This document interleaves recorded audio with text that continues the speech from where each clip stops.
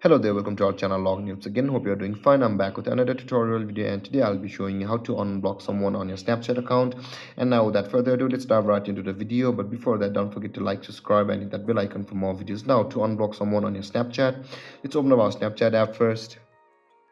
And after opening the Snapchat app, you will be able to see the camera, and on the top left corner of your screen you can see your Bitmoji icon. Tap on your Bitmoji icon like this, and after reaching on your profile, over here you can see the settings icon on the top right corner of your screen. Tap on settings, and over here scroll down at the bottom of your list, and you can see there is the blocked available just above the saved login info or just below the contact syncing. Tap on blocked, and you will find all of your blocked accounts over here. And now to unblock somebody or someone on Snapchat, tap on them.